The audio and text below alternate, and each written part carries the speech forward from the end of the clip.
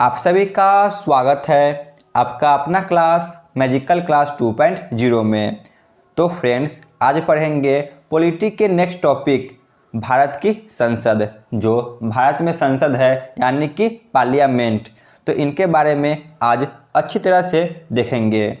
इसमें राज्यसभा और लोकसभा के बारे में फुल डिटेल वीडियो को देखेंगे और राष्ट्रपति के बारे में नेक्स्ट वीडियो में कवर करेंगे।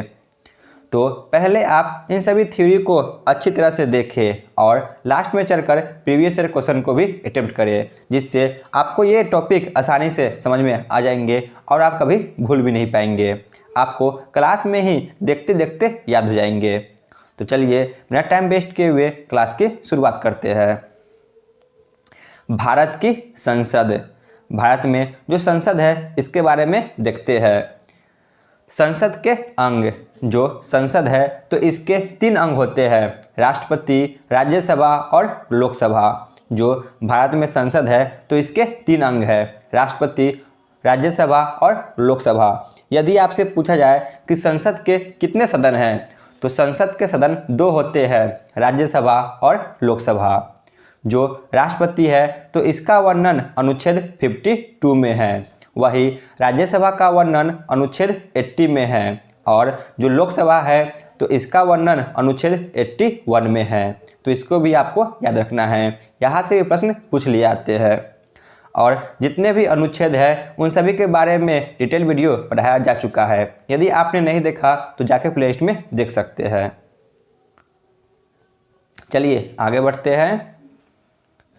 पार्लियामेंट शब्द फ्रेंच भाषा से लिया गया है। जो पार्लियामेंट है तो यह शब्द फ्रेंच भाषा से लिया गया है। यह प्रश्न भी एक एग्जाम में पूछा गया था, इसीलिए इसे कवर किए हैं। जो पार्लियामेंट है तो इसे फ्रेंच भाषा से लिया गया है।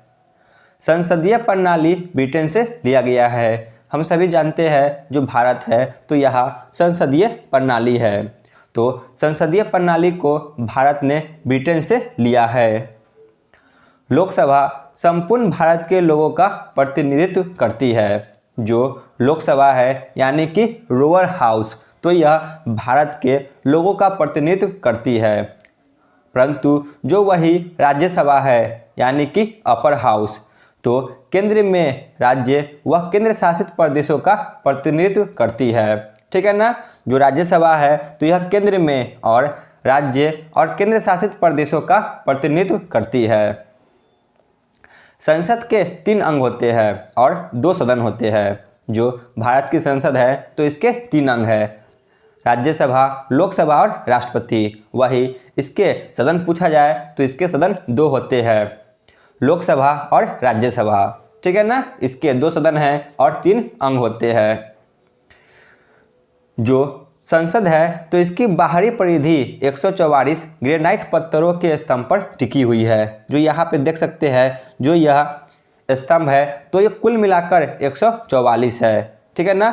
इन्हीं 144 स्तंभ पर यह भारत की संसद टिकी हुई है। आगे चलते हैं। भारतीय संसद में भाषण देने वाले अमेरिकी राष्ट्रपति। अब देख लेते हैं कौन कौन अमेरिकी राष्ट्रपति हैं जिन्होंने भारत की संसद में भाषण दिए थे। यहाँ से ये प्रश्न पूछे जाते हैं और एसएससी के एग्जाम में यहाँ से 2 प्रश्न पूछे गए थे, इसीलिए इसे कवर किए हैं। तो सबसे पहले आते हैं डी आइजनहावर सन 1959 ईस्वी में। फिर आते हैं जिमी कार्टर 1978 ईस्वी में। फिर आते हैं बिल क्लिंटन 2000 ईस्वी में और उसके बाद आते हैं बराक ओबामा 2010 ईस्वी में। तो भारतीय संसद में भाषण देने वाले ये थे अमेरिकी राष्ट्रपति D Eisenhower, Jimmy Carter, bill Clinton और बराक ओबामा।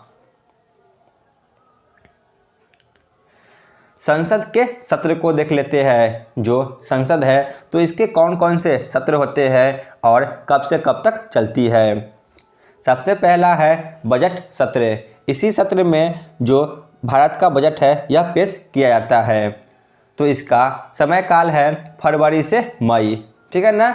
जो बजट सत्र है तो यह फरवरी से मई के बीच होती है। इसके बाद है मानसून सत्र, यह जुलाई से सितंबर के बीच होती है। इसके बाद है शीतकालीन सत्र, तो यह नवंबर से दिसंबर के बीच होती है। ठीक है ना। जो संसद है तो इसके 3 प्रकार के मुख्यतः सत्र है। पहला है बजट सत्र जो कि फरवरी से मई के बीच होती है। दूसरा है मानसून सत्र जो कि जुलाई से सितंबर के बीच होती है। और तीसरा है शीतकालीन सत्र जो कि नवंबर से दिसंबर के बीच होती है। लोकसभा और राज्यसभा के अन्य नाम, जो लोकसभा है और राज्यसभा है, इसके और कौन कौन से अन्य नाम हैं इनके बारे में देख लेते हैं। लोकसभा और राज्यसभा, तो लोकसभा का अन्य नाम निम्न सदन, वही राज्यसभा का अन्य नाम उच्च सदन है। लोकसभा को हाउस ऑफ द पीपल कहा जाता है, वही राज्यसभा को काउंसिल ऑफ स्टेट्स कहा जाता है। लोकसभा को जनता का सदन कहा जाता है, वही राज्यसभा को चर्चित लोगों का सदन कहा जाता है। लोकसभा को प्रथम सदन कहा जाता है, वही राज्यसभा को द्वितीय सदन कहा जाता है। लोकसभा को अस्थायी सदन कहा जाता है, वही जो राज्यसभा है इसे स्थायी सदन कहा जाता है, क्योंकि जो राज्यसभा है यह कभी भंग नहीं होता, परंतु जो लोकसभा है यह भंग हो सकता है, इसीलिए इसे अस्थायी सदन कहा जाता है। लोकसभा को युवाओं का सदन कहा जाता है, वही जो राज्यसभा है तो इसे बड़ों का सदन कहा जाता है। तो ये सभी मुख्य अन्य नाम हैं राज्यसभा और लोकसभा का। ठीक है ना। लोकसभा को निम्न सदन, हाउस ऑफ पीपल, जनता का सदन, प्रथम सदन, अस्थायी सदन और युवाओं का सदन, यह सभी नाम से जाना जाता है। वही राज्यसभा को उच्च सदन, काउंसिल ऑफ स्टेट्स, चर्चित लोगों का सदन, द्वितीय सदन, स्थायी सदन और बड़ों का सदन के नाम से जाना जाता है। तो ये सभी थे राज्यसभा और लोकसभा के अन्य नाम। आगे देखते हैं।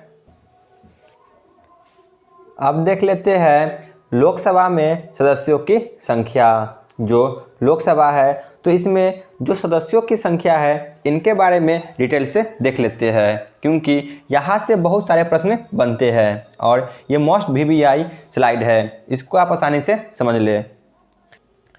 पहले लोकसभा में अधिकतम सदस्यों की संख्या 552 थी। जो लोकसभा है तो इसमें पहले अधिकतम सदस्यों की संख्या 552 रखी गई थी। इनमें से 2 सीट एंग्लो इंडियन को दिया गया था। जो 552 सीट है तो इनमें से 2 सीट एंग्लो इंडियन को दिया गया था पहले, जिसे संविधान संशोधन 104 के अंतर्गत समाप्त कर दिया गया है। जो 2 सीट एंग्लो इंडियन को पहले दिया गया था तो इसे अब संविधान संशोधन 104 के द्वारा समाप्त कर दिया गया है। तो वर्तमान में लोकसभा की अधिकतम सदस्यों की संख्या 550 है। ठीक है ना। वर्तमान में जो लोकसभा है तो इसकी अधिकतम सदस्यों की संख्या 550 रखी गई है। इसमें राज्य से 530 सदस्य को रखा गया है। जो 550 है तो इनमें 530 सदस्य जो कि राज्य से रखा गया है और केंद्र शासित प्रदेश से 20 सदस्यों को रखा गया है, यानी कि अधिकतम 20 सदस्य जो कि केंद्र शासित प्रदेश से आ सकते हैं। ठीक है ना। यहाँ पे उम्मीद है आपको समझ में आ गया होगा। एक बार और इसे देख लेते हैं। पहले लोकसभा में अधिकतम सदस्यों की संख्या 552 थी, जिनमें से 2 एंग्लो इंडियन को सीट दिया गया था, परंतु जो 2 एंग्लो इंडियन को सीट दिया गया था तो इसे संविधान संशोधन 104 के द्वारा समाप्त कर दिया गया है। तो अब वर्तमान में लोकसभा की अधिकतम सदस्यों की संख्या 550 रह गई है। इनमें से 530 सदस्य जो कि राज्य से रखा गया है, यानी कि 530 सदस्य राज्य से अधिकतम हो सकते हैं और वही केंद्र शासित प्रदेश से अधिकतम 20 सदस्य हो सकते हैं। वर्तमान में लोकसभा में सदस्यों की संख्या 543 है। ठीक है ना। वर्तमान में जो लोकसभा है तो इसमें सदस्यों की संख्या 543 है। अधिकतम 550 हो सकती है, परंतु वर्तमान समय में इसकी संख्या 543 है। इनमें राज्यों से पहले 530 सदस्य की संख्या थी, ठीक है ना। जो 543 सदस्य वर्तमान में है, तो पहले 530 सदस्य इनमें राज्यों से रखा गया था और केंद्र शासित प्रदेश से पहले 13 सदस्यों की संख्या थी। दोनों को मिलाकर 543 पुरते थे, परंतु यहाँ पे नोट को ध्यान रखें, जम्मू कश्मीर और लद्दाख अब केंद्र शासित प्रदेश बन चुका है। जो जम्मू कश्मीर है और जो लद्दाख है तो यह केंद्र शासित प्रदेश में शामिल हो गया है। जो जम्मू कश्मीर है तो यह पहले राज्य था, परंतु अब यह केंद्र शासित प्रदेश हो गया।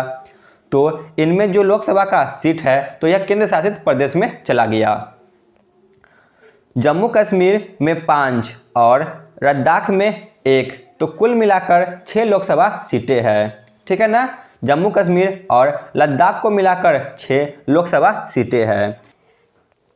इसलिए वर्तमान में राज्यों से सदस्यों की संख्या 530-6 यानी कि 524 है, ठीक है ना। जो लद्दाख और जम्मू कश्मीर है तो इनमें 6 लोकसभा सीट है। तो पहले यह राज्य में शामिल था, परंतु अब यह केंद्र शासित प्रदेश बन चुका है। तो जो राज्य में 530 सदस्यों की संख्या थी तो 6 इसमें से घट जाएगी, यानी कि वर्तमान में अब 524 जो कि राज्यों से लोकसभा सीट है। और यही वर्तमान में केंद्र शासित प्रदेशों से सदस्यों की संख्या 13 + 6 यानी कि 19 हो गई है, ठीक है ना। जो 6 लोकसभा सीट है तो यह राज्य से निकलकर केंद्र शासित प्रदेश में जुड़ गई है, क्योंकि जम्मू कश्मीर और लद्दाख अब केंद्र शासित प्रदेश में शामिल हो गया है। तो यहाँ पे आपको समझ में आ गया होगा। तो इसे एक बार और देख लेते हैं, जिससे आपको कन्फ्यूजन ना हो और आसानी से समझ में आ जाए। वर्तमान में लोकसभा में सदस्यों की संख्या 543 है। अधिकतम 550 हो सकती है, परंतु वर्तमान में सदस्यों की संख्या 543 है।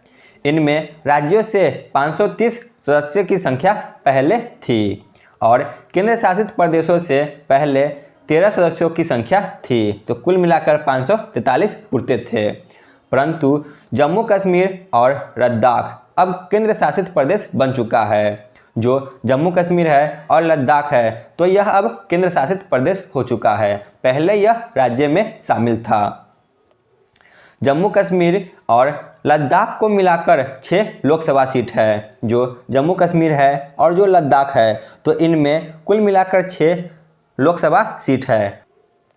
तो वर्तमान समय में राज्यों से सदस्यों की संख्या 530 और जो जम्मू कश्मीर है तो यह केंद्र शासित प्रदेश बन चुका है, इसीलिए अब राज्य से इसे हटा दिया गया है। तो इसमें से 6 सीट माइनस हो जाएंगे। तो वर्तमान में 524 सीट है जो कि राज्यों से है।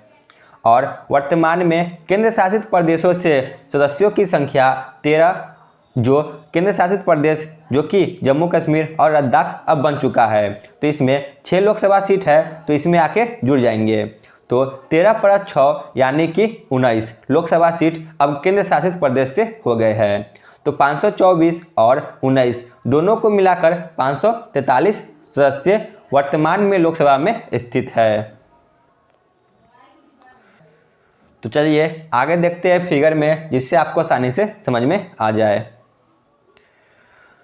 लोकसभा की तस्वीर देख लेते हैं फिगर में, जिससे आपको आसानी से याद हो जाए।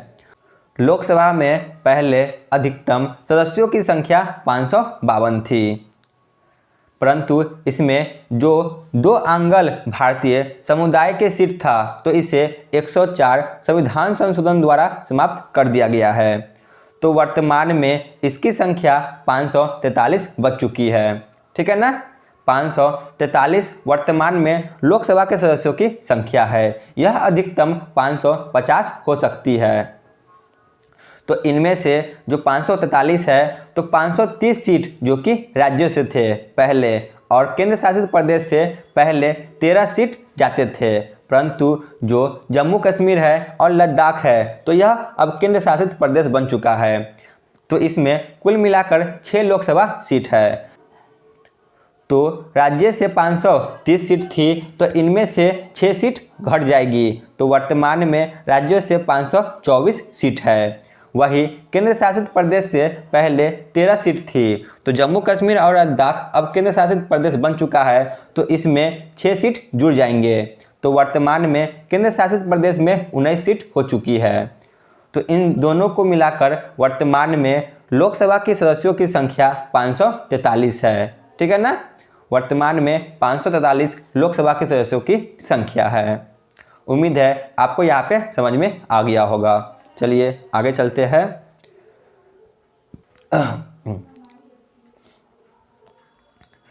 वर्तमान में सर्वाधिक लोकसभा सीट वाले राज्य, अब देख लेते हैं जो सर्वाधिक लोकसभा सीट वाले राज्य हैं उनके बारे में कि कौन कौन से राज्य भारत के हैं जो सर्वाधिक लोकसभा सीट वाले हैं।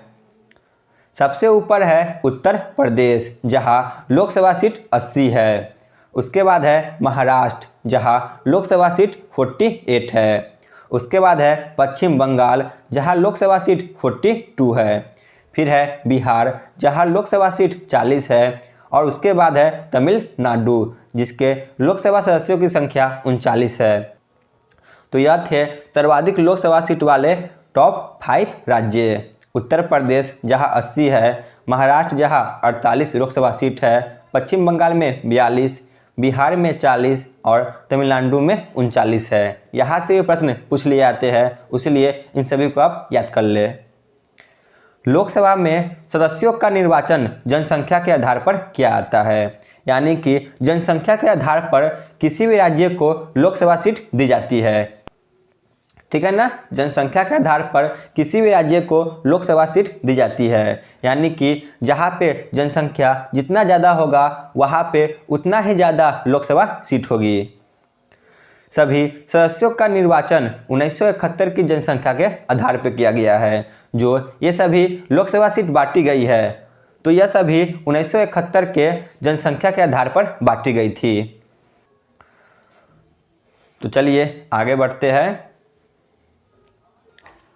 लोकसभा एक अस्थायी सदन है, अर्थात इसका विघटन 5 वर्ष से पहले भी हो सकता है।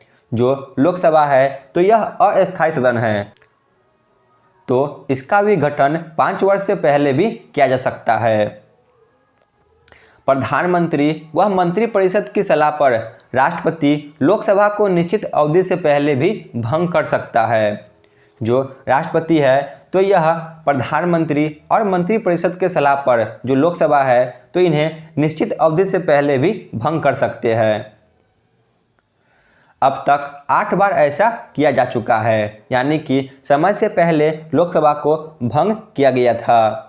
ऐसा अब तक 8 बार किया जा चुका है। देख लेते हैं कब कब किया गया था, इसे आप देख ले, ये उतना इम्पोर्टेंट नहीं है। तो सबसे पहले 1970 में हुआ था, फिर 1977 में हुआ था, फिर 1979 में हुआ था, फिर 1984 में, 1989 में, 1991 में, 1997 में और 1999 में, यानी कि कुल मिलाकर 8 बार जो कि लोकसभा को समय से पहले भंग किया जा चुका है। आपात स्थिति के दौरान लोकसभा की अवधि बढ़ाई जा सकती है। जब आपात स्थिति देश में चल रहा हो तो उस समय जो लोकसभा की अवधि है यानी कि 5 वर्ष, तो इसे उससे भी आगे बढ़ाई जा सकती है। एक बार में 1 वर्ष की अवधि बढ़ाई जा सकती है और ऐसा कितनी बार भी कर सकते हैं। ठीक है ना, आपातकाल के दौरान जो लोकसभा है इसकी अवधि बढ़ाई जा सकती है। जैसे कि इनकी अवधि 5 वर्ष होती है तो इसमें 1 वर्ष बढ़ाई जा सकती है और ऐसे ही एक वर्ष कर कितने भी बार बढ़ाई जा सकती है। ठीक है ना, एक बार में 1 ही वर्ष बढ़ा सकते हैं। अब देख लेते हैं राज्यसभा में सदस्यों की संख्या। जो राज्यसभा है यानी कि अपर हाउस, इनमें जो सदस्यों की संख्या है इनके बारे में देख लेते हैं। राज्यसभा में अधिकतम सदस्यों की संख्या 250 है जो राज्यसभा है तो इसमें अधिकतम सदस्यों की संख्या 250 रखी गई है। राज्यसभा में राज्य और केंद्र शासित प्रदेश से अधिकतम संख्या 238 हो सकती है, यानी कि 238 सीट अधिकतम राज्य और केंद्र शासित प्रदेश से हो सकती है, इससे अधिक नहीं हो सकती है। राज्यसभा में राष्ट्रपति द्वारा 12 सदस्यों को मनोनीत किया जाता है। राज्यसभा है तो इसमें राष्ट्रपति के द्वारा 12 सदस्यों को मनोनीत किए जाते हैं, जो कि हो सकते हैं कला, विज्ञान, साहित्य या समाज सेवा के क्षेत्र से। ठीक है ना, इन सभी क्षेत्र से हो सकते हैं जिनको राष्ट्रपति राज्यसभा में मनोनीत करते हैं। तो इनकी संख्या कुल मिलाकर 12 होती है। 12 सदस्यों को राष्ट्रपति राज्यसभा में मनोनीत करते हैं। राज्यसभा में वर्तमान में 245 सदस्य है। इसमें अधिकतम संख्या 250 हो सकती है, परंतु वर्तमान समय में इसकी संख्या 245 है। राज्यसभा में वर्तमान में 233 राज्य और केंद्र शासित प्रदेश से सदस्य है। जो 233 सदस्य है 245 में से, तो वह राज्य और केंद्र शासित प्रदेश से शामिल है। जो राज्य और केंद्र शासित प्रदेश है तो इसमें अधिकतम सदस्यों की संख्या 238 हो सकती है, परंतु इसमें वर्तमान में 233 सदस्य शामिल है। 233 सदस्य जो कि राज्य और केंद्र शासित प्रदेश से शामिल है, और 12 सदस्य जो कि राष्ट्रपति के द्वारा मनोनीत किए जाते हैं। तो कुल मिलाकर 245 वर्तमान में शामिल है राज्यसभा में। तो चलिए इनको अब फिगर से समझ लेते हैं, जिससे आपको आसानी से समझ में आ जाए। तो ये है राज्यसभा की तस्वीर। राज्यसभा में सदस्यों की संख्या अधिकतम 250 हो सकती है, परंतु वर्तमान समय में इसकी संख्या 245 है। ठीक है ना, इसकी वर्तमान में सदस्यों की संख्या 245 है, जो कि 233 सदस्य राज्य और केंद्र शासित प्रदेश से शामिल हैं, और 12 सदस्य जो कि राष्ट्रपति के द्वारा मनोनीत किए जाते हैं, जो कि कला, विज्ञान, साहित्य और समाज सेवा के क्षेत्र से हो सकते हैं। वही जो 233 राज्य और केंद्र शासित प्रदेश से शामिल है, तो उनमें 229 जो सदस्य है यह राज्य से शामिल हैं, और जो 4 सदस्य है तो यह केंद्र शासित प्रदेश से शामिल है। तो दोनों को मिलाकर 233 सदस्य जो कि राज्य और केंद्र शासित प्रदेश से शामिल है। वर्तमान में 245 राज्यसभा में सदस्यों की संख्या है। उम्मीद है आपको यहाँ पे समझ में आ गया होगा। चलिए आगे बढ़ते हैं। संविधान की चौथी अनुसूची में राज्यसभा के लिए राज्य और केंद्र शासित प्रदेशों में सीटों का आवंटन किया गया है। जो चौथी अनुसूची है तो इनमें राज्यसभा के लिए जो राज्य है और केंद्र शासित प्रदेश है तो इनमें सीटों का आवंटन का वर्णन है। जो अनुसूचियां है तो इनके बारे में डिटेल से पढ़ाया जा चुका है। यदि आपने नहीं देखा तो जाके प्लेलिस्ट में देख सकते हैं। राज्यसभा में राज्यों का प्रतिनिधित्व जनसंख्या के आधार पर दिया गया है, यानी कि जिस प्रकार लोकसभा में जो सीटों का आवंटन किया गया है जो कि जनसंख्या पे हुआ है, तो इसी प्रकार राज्यसभा में भी राज्यों का प्रतिनिधित्व जनसंख्या के आधार पर किया गया है, और ये सभी 1971 के जनसंख्या के आधार पर हुआ है। देख लेते हैं वर्तमान में सर्वाधिक राज्यसभा सीट वाले राज्य कौन कौन से राज्य हैं जहां सर्वाधिक राज्यसभा सीट है। तो यह टॉप 5 राज्य है जहां राज्यसभा सर्वाधिक सीट है। सबसे ऊपर है उत्तर प्रदेश, क्योंकि हम सभी को पता है जो भारत का सबसे अधिक जनसंख्या वाला राज्य है वह उत्तर प्रदेश है। तो सबसे अधिक राज्यसभा सीट जो कि उत्तर प्रदेश में है, कुल मिलाकर 31, और महाराष्ट्र में यह 19 राज्यसभा सीट है। तमिलनाडु में इसकी संख्या 18 है। पश्चिम बंगाल में इसकी संख्या 16 है और बिहार में इसकी संख्या 16 है, ठीक है ना। और ये सभी जो सीटों का आवंटन हुआ है यह सभी जनसंख्या के आधार पर हुआ है, परंतु यह सभी सीटों का आवंटन 1971 के जनसंख्या के आधार पर हुआ है। तो आपको इसी को याद रखना है। यदि अभी के जनसंख्या के आधार पर इन सभी सीटों का आवंटन किया जाए तो यह सभी ऊपर नीचे हो सकता है। देख लेते हैं फिर से एक बार और। उत्तर प्रदेश में 31 राज्यसभा सीट है, महाराष्ट्र में 19, तमिलनाडु में 18, पश्चिम बंगाल में 16 और बिहार में 16। लोकसभा और राज्यसभा की योग्यता, इन दोनों को एक ही स्लाइड में देख लेते हैं। राज्यसभा और लोकसभा की योग्यता क्या क्या होनी चाहिए। इन दोनों की योग्यता लगभग समान है, इसलिए इन दोनों को कवर किए हैं। लोकसभा और राज्यसभा। लोकसभा के सदस्य बनने की प्रथम योग्यता है कि वह भारत का नागरिक हो, ठीक है ना, वह भारत का नागरिक हो। उसी प्रकार राज्यसभा में भी यही है कि वह भारत का नागरिक हो। लोकसभा में सदस्य बनने की न्यूनतम आयु 25 वर्ष है, यानी कि 25 वर्ष से पहले कोई भी लोकसभा के सदस्य नहीं बन सकते। जब 25 वर्ष हो जाए तभी वह लोकसभा के सदस्य बन सकते हैं। और वही राज्यसभा में इसकी उम्र 30 वर्ष रखी गई है, ठीक है ना। राज्यसभा के सदस्य बनने की न्यूनतम आयु 30 वर्ष है। लोकसभा का अगला योग्यता है सरकार के किसी लाभ के पद पर न हो, यानी कि वह किसी प्रकार के सरकारी नौकरी में न हो। राज्यसभा में भी यही है कि वह किसी लाभ के पद पर न हो। चौथा योग्यता है कि वह दिवालिया या पागल न हो। राज्यसभा में भी यही है कि वह दिवालिया या पागल न हो, ठीक है ना। तो ये सभी योग्यता थी राज्यसभा और लोकसभा की। वह भारत का नागरिक हो, वह 25 वर्ष की आयु पूरा कर चुका हो, किसी लाभ के पद पर न हो, दिवालिया या पागल न हो, ठीक है ना।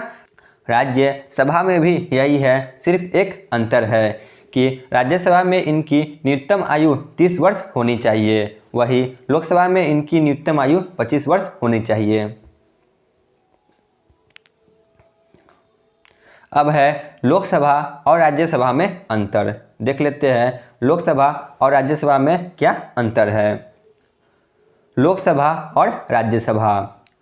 लोकसभा का वर्णन अनुच्छेद 81 में है। जो लोकसभा है तो इसका वर्णन अनुच्छेद 81 में है, वही राज्यसभा का वर्णन अनुच्छेद 80 में है। जो राज्यसभा है तो इसका वर्णन अनुच्छेद 80 में है। लोकसभा के सदस्यों का कार्यकाल 5 वर्ष का होता है। जो लोकसभा है तो इनके सदस्यों का कार्यकाल मात्र 5 वर्ष का होता है, वही राज्यसभा के सदस्यों के कार्यकाल 6 वर्ष का होता है, ठीक है ना। जो राज्यसभा है तो इनके सदस्यों के कार्यकाल 6 वर्ष का होता है। लोकसभा को भंग किया जा सकता है। जो लोकसभा है तो इसे भंग किया जा सकता है, परंतु जो राज्यसभा है तो इसे भंग नहीं किया जा सकता है, ठीक है ना। जो राज्यसभा है तो इसे भंग नहीं किया जा सकता है, परंतु लोकसभा को भंग किया जा सकता है। लोकसभा में प्रत्यक्ष चुनाव होता है, यानी कि जनता के द्वारा इसमें चुनाव किया जाता है, परंतु जो राज्यसभा है तो इसमें अप्रत्यक्ष चुनाव होता है, ठीक है ना। इसमें जनता भाग नहीं लेती है, इसमें एमएलए भाग लेते हैं। तो लोकसभा में प्रत्यक्ष चुनाव होता है, वही राज्यसभा में अप्रत्यक्ष चुनाव होता है। एक बार और इसे देख लेते हैं। लोकसभा का वर्णन अनुच्छेद 81 में है, वही राज्यसभा का वर्णन अनुच्छेद 80 में है। लोकसभा के सदस्यों का कार्यकाल 5 वर्ष का होता है, वही राज्यसभा के सदस्यों का कार्यकाल 6 वर्ष का होता है। लोकसभा को भंग किया जा सकता है, परंतु राज्यसभा को भंग नहीं किया जा सकता है। लोकसभा में प्रत्यक्ष चुनाव होता है, परंतु जो राज्यसभा है इसमें अप्रत्यक्ष चुनाव होता है।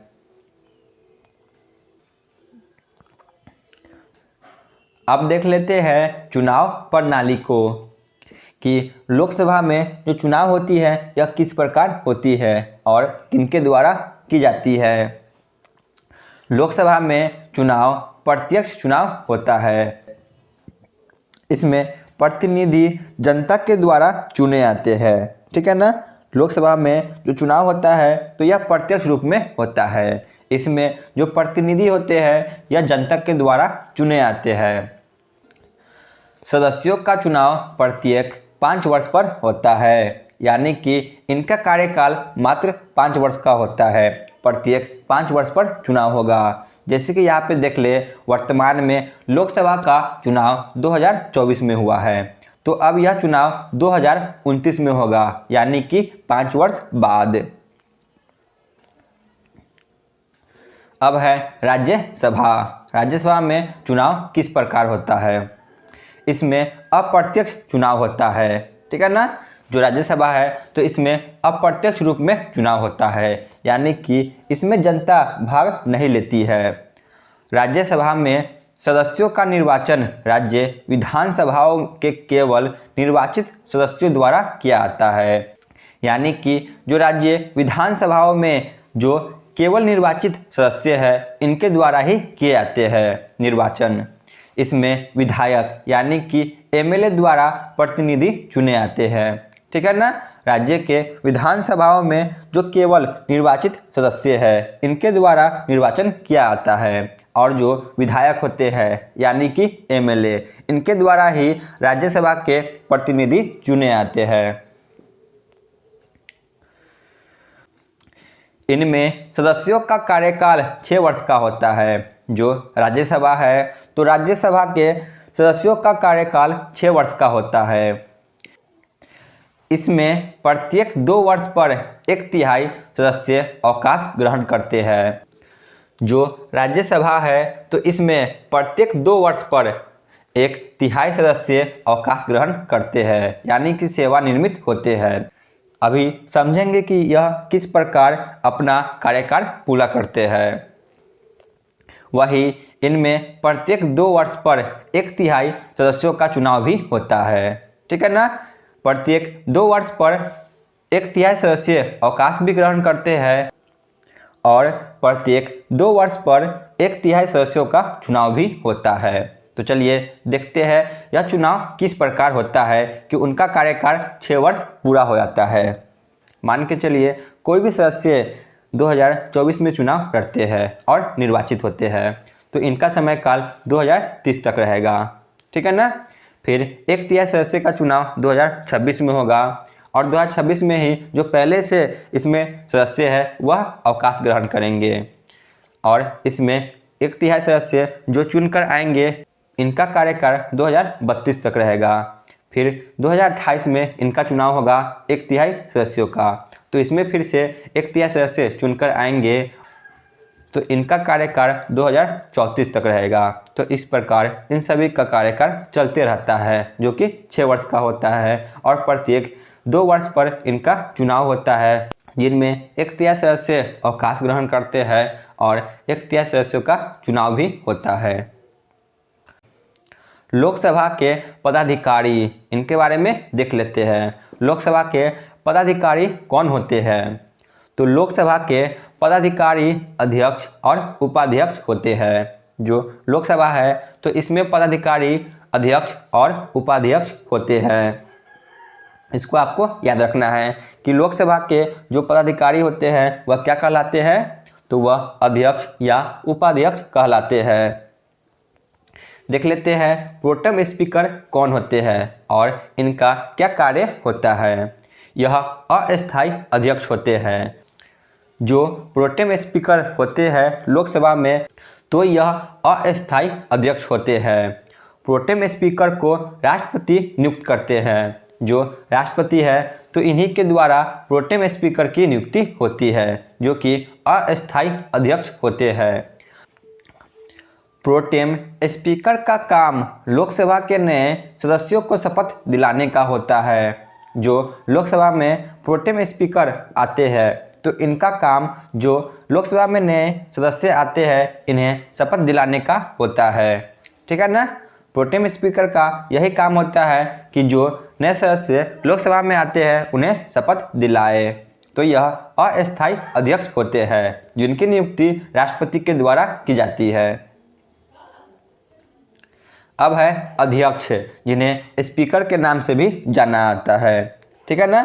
जो लोकसभा के अध्यक्ष होते हैं तो इन्हें स्पीकर भी कहा जाता है।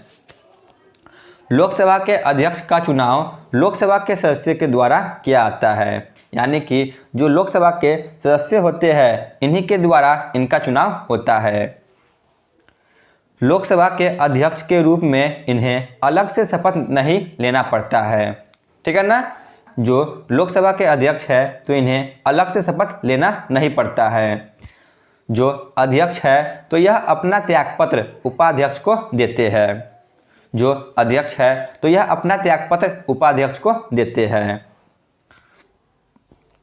वर्तमान में लोकसभा के अध्यक्ष ओम बिरला है। जो ओम बिरला है तो यह वर्तमान में लोकसभा के अध्यक्ष है।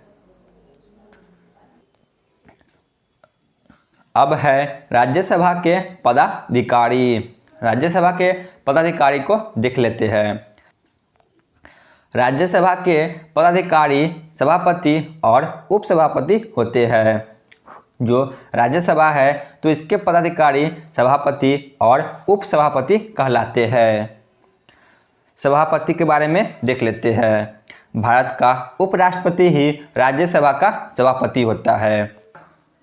जो भारत का उपराष्ट्रपति है तो यही राज्यसभा का सभापति कहलाता है। ठीक है ना।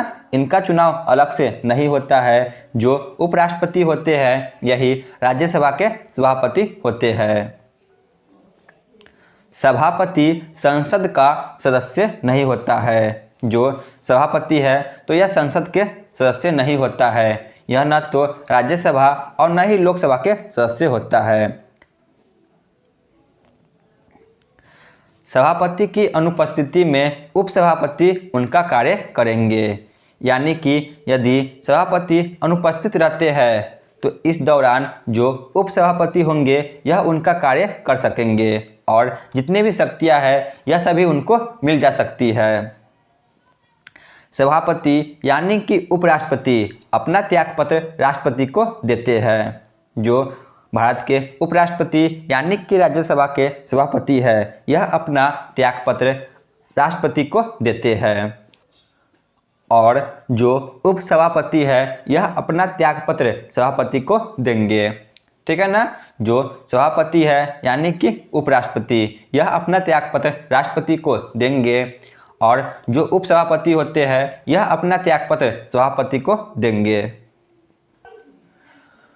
उपराष्ट्रपति का वेतन राज्यसभा में सभापति के रूप में कार्य करने के लिए मिलता है। जो उपराष्ट्रपति है तो इन्हें अपने पद के लिए वेतन नहीं मिलता है, यानी कि उपराष्ट्रपति पद के लिए इन्हें वेतन नहीं मिलता है। जो यह राज्यसभा में सभापति के रूप में कार्य करते हैं इन्हीं के लिए इन्हें वेतन मिलता है। ठीक है ना। तो उपराष्ट्रपति को उनका वेतन राज्यसभा में सभापति के रूप में कार्य करने के लिए मिलता है। लोकसभा अध्यक्ष के कार्य और अधिकार। जो लोकसभा के अध्यक्ष होते हैं इनके क्या क्या कार्य है और कौन कौन से अधिकार है इनके बारे में देख लेते हैं। लोकसभा के सभी कार्यों का सही रूप से संरक्षण करना और नियंत्रित करना इनका यह कार्य होगा कि जितने भी कार्य चल रहा है इन सभी का संरक्षण करे और उन सभी का नियंत्रण रखे। लोकसभा का अध्यक्ष ही संयुक्त अधिवेशन की अध्यक्षता करता है। जो संयुक्त अधिवेशन होता है तो इसकी अध्यक्षता लोकसभा के अध्यक्ष करते हैं, परंतु इसे बुलाने की शक्ति राष्ट्रपति को होता है। ठीक है ना। जो संयुक्त अधिवेशन है इसे बुलाने की शक्ति राष्ट्रपति के पास है। यह संयुक्त अधिवेशन बुला सकते हैं, परंतु जो संयुक्त अधिवेशन होती है तो इसकी अध्यक्षता हमेशा लोकसभा के अध्यक्ष ही करते हैं। जब किसी विधेयक पर निर्णय न निकल पा रहा हो तो लोकसभा का अध्यक्ष निर्णायक मत दे सकता है। ठीक है ना। यानी कि जब किसी विधेयक पर निर्णय न निकल पा रहा हो तो उस समय लोकसभा के अध्यक्ष निर्णायक मत दे सकता है। निर्णायक मत का वर्णन अनुच्छेद 100 में है। तो जितने भी अनुच्छेद है इनके बारे में पढ़ाया जा चुका है। यदि आपने नहीं देखा तो जाकर प्ले लिस्ट में देख सकते हैं। अब है धन विधेयक का निर्धारण लोकसभा अध्यक्ष करता है। यानी कि जितने भी प्रकार के धन विधेयक के मामले होते हैं इनका निर्धारण लोकसभा अध्यक्ष करते हैं। ये सभी लोकसभा अध्यक्ष के कार्य और शक्ति है। अगला है, अगर लोकसभा का कोई सदस्य 60 दिनों तक बिना अनुमति लिए संसद के अधिवेशन से अनुपस्थित रहता है तो उनकी सदस्यता को समाप्त किया जा सकता है। यानी कि कोई भी सदस्य लोकसभा से लगभग 60 दिनों तक अनुपस्थित रहते हैं तो इस कंडीशन में उनकी सदस्यता को समाप्त किया जा सकता है। 42वें संविधान संशोधन 1976 द्वारा लोकसभा का कार्यकाल 6 वर्ष कर दिया गया था। जो 42वां संविधान संशोधन 1976 में हुआ था तो इस समय लोकसभा का कार्यकाल 6 वर्ष कर दिया गया था। इस समय प्रधानमंत्री के पद पर श्रीमती इंदिरा गांधी थी। ठीक है ना। जो श्रीमती इंदिरा गांधी है तो इनके समय काल के दौरान लोकसभा का कार्यकाल 6 वर्ष का हो गया था। इसके बाद 44वां संविधान संशोधन 1978 द्वारा लोकसभा का कार्यकाल पुनः 5 वर्ष का कर दिया गया। जो 44वां संविधान संशोधन 1978 में हुआ था तो इसके द्वारा लोकसभा का कार्यकाल पुनः 5 वर्ष कर दिया गया। इस समय प्रधानमंत्री के पद पर मोरारजी देसाई थे। लोकसभा का प्रथम अध्यक्ष गणेश वासुदेव मवलांकर थे। ठीक है ना। जो लोकसभा है तो इसके प्रथम अध्यक्ष गणेश वासुदेव मवलांकर बने थे। लोकसभा का प्रथम महिला अध्यक्ष मीरा कुमार थी। ठीक है ना। जो लोकसभा है तो इसके प्रथम महिला अध्यक्ष मीरा कुमार बनी थी। अब देख लेते हैं राज्यसभा पदाधिकारी के कार्य और अधिकार।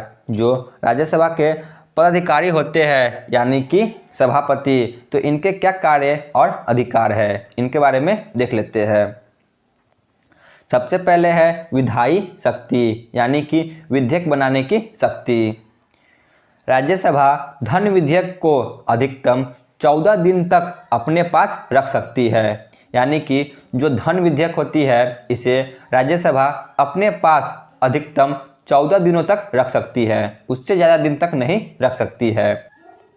यदि 14 दिन में वापस नहीं किया तो बिल पारित माना जाता है। ठीक है ना।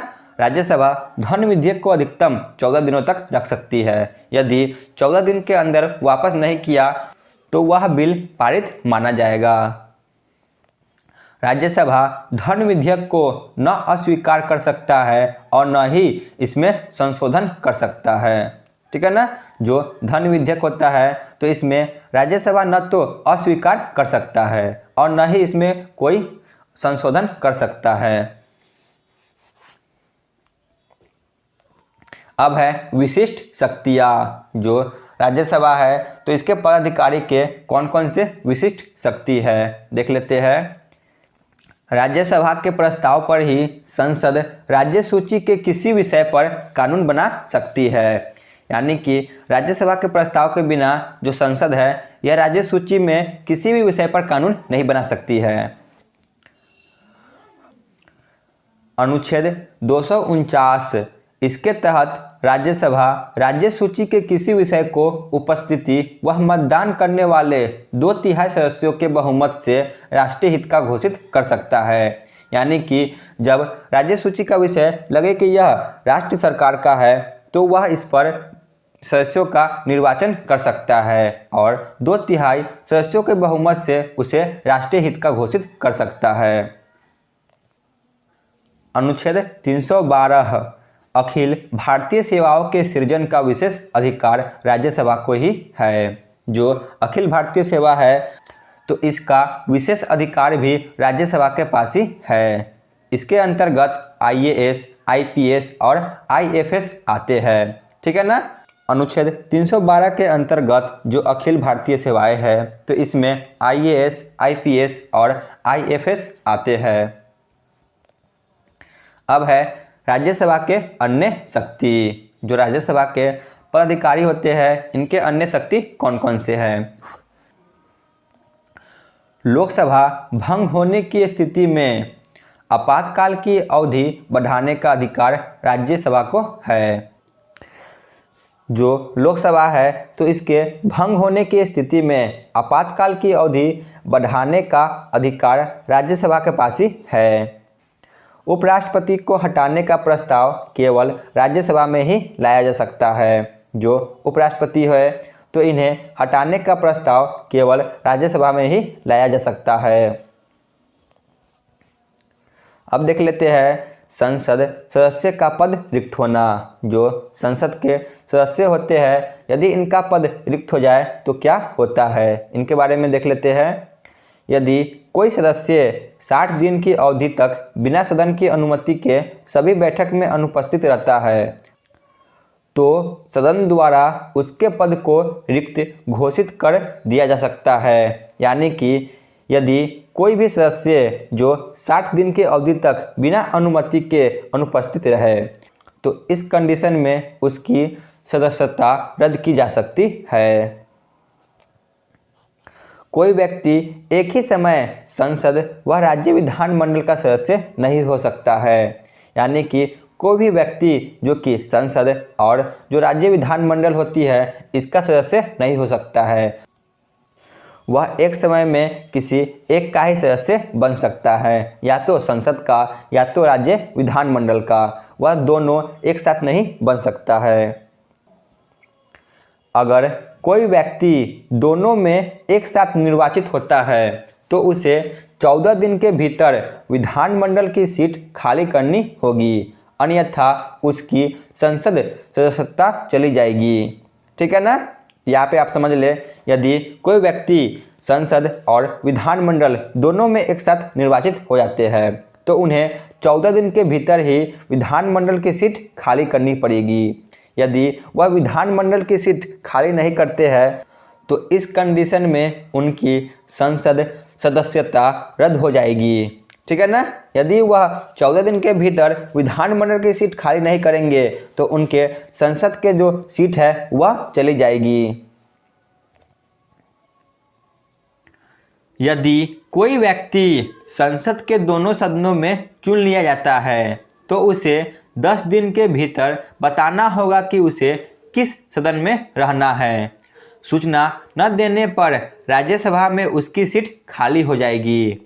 यानी कि कोई भी व्यक्ति है जो कि संसद के दोनों सदन राज्यसभा और लोकसभा में जो कि चुन लिए आते हैं तो उन्हें मात्र 10 दिन के भीतर ही बताना होगा कि वह किस सदन में रहना चाहते हैं। यदि वह सूचना नहीं देते हैं तो उनकी राज्यसभा से सीट खाली हो जाएगी।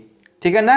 राज्यसभा से उनकी सीट खाली हो जाएगी यदि वह सूचना नहीं देते हैं तो। अब है कुछ महत्वपूर्ण तथ्य, इनको देख लेते हैं। अनुच्छेद 330 इसके द्वारा लोकसभा में अनुसूचित जाति के लिए 84 सीट और अनुसूचित जनजाति के लिए 47 सीट आरक्षित है। तो इसमें अनुसूचित जाति के लिए 84 सीट जो कि आरक्षित है, वही जो अनुसूचित जनजाति है तो इसके लिए 47 सीट जो कि आरक्षित है। तो यहाँ पे हमारा थ्योरी क्लास समाप्त होती है। तो चलिए चलते हैं प्रीवियस ईयर क्वेश्चन पे। पहला प्रश्न है, निम्नलिखित में से संसद के अंग कौन कौन हैं? तो ऑप्शन डी इनमें से सभी, राज्यसभा, लोकसभा और राष्ट्रपति। क्वेश्चन नंबर 2, संसदीय प्रणाली भारत किस देश से लिया है? जो भारत में संसदीय प्रणाली है तो यह ब्रिटेन के संविधान से लिया गया है। क्वेश्चन नंबर 3, निम्नलिखित में से अमेरिकी राष्ट्रपति जिन्होंने भारतीय संसद में भाषण दिया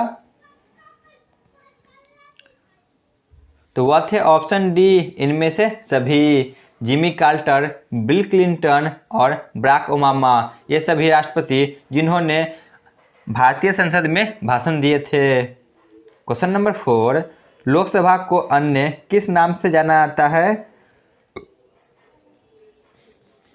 तो ऑप्शन डी इनमें से सभी, निम्न सदन, प्रथम सदन और अस्थायी सदन। Question number 5, council of state के नाम से किस सदन को जाना जाता है? तो ऑप्शन बी राज्यसभा को जाना जाता है काउंसिल ऑफ स्टेट के नाम से। क्वेश्चन नंबर 6, एंग्लो इंडियन के 2 सीट किस संविधान संशोधन द्वारा समाप्त किया गया? तो वह था संविधान संशोधन 104 के द्वारा। क्वेश्चन नंबर 7, वर्तमान में लोकसभा में सीटों की संख्या कितनी है? वर्तमान में लोकसभा में सीटों की संख्या 543 है, परंतु अधिकतम 550 हो सकती है। क्वेश्चन नंबर 8, वर्तमान में केंद्र शासित प्रदेशों से लोकसभा में सीटों की संख्या कितनी है? तो ऑप्शन सी 19 हो चुकी है। पहले यह 13 थी, परंतु पर 6 हो चुकी है, तो इसमें 19 हो गई है। क्वेश्चन नंबर 9, राज्यसभा में अधिकतम सीटों की संख्या कितनी है? राज्यसभा में अधिकतम सीटों की संख्या 250 है। क्वेश्चन नंबर 10, वर्तमान में राज्यसभा में राज्यों और केंद्र शासित प्रदेशों से सीटों की संख्या कितनी है? तो ऑप्शन डी 233। क्वेश्चन नंबर 11, वर्तमान में सर्वाधिक राज्यसभा सीटों वाला राज्य कौन है? तो ऑप्शन बी उत्तर प्रदेश, जहां राज्यसभा सीट 31 है। क्वेश्चन नंबर 12, राज्यसभा सदस्य बनने की न्यूनतम आयु कितनी होनी चाहिए? राज्यसभा के सदस्य बनने की न्यूनतम आयु 30 वर्ष होनी चाहिए। Option B. Question number 13, Rajya Sabha के सदस्यों का कार्यकाल कितने वर्ष का होता है? तो ऑप्शन डी 6 वर्ष का होता है, परंतु इसमें 1/3 सदस्य 2 साल में। क्वेश्चन नंबर 14, लोकसभा के प्रोटेम स्पीकर की नियुक्ति कौन करता है? तो प्रोटेम स्पीकर की नियुक्ति राष्ट्रपति के द्वारा किया जाता है। क्वेश्चन नंबर 15, संयुक्त अधिवेशन की अध्यक्षता कौन करता है? संयुक्त अधिवेशन की अध्यक्षता ऑप्शन ए लोकसभा के अध्यक्ष करता है। क्वेश्चन नंबर 16 पे आते हैं, राज्यसभा के सभापति कौन होते हैं? राज्यसभा के सभापति ऑप्शन बी उपराष्ट्रपति होते हैं। क्वेश्चन नंबर 17, जो कि आज के क्लास का अंतिम प्रश्न है, लोकसभा में अनुसूचित जनजाति के लिए सीटों का आरक्षण कितना है? तो अनुसूचित जनजाति के लिए सीटों का आरक्षण 47 है। Option A. तो आज का क्लास यहीं पे समाप्त होती है। आप लोग कमेंट में जरूर बताएं कि आपको प्रीवियस ईयर क्वेश्चन में से कितना सही हुआ है।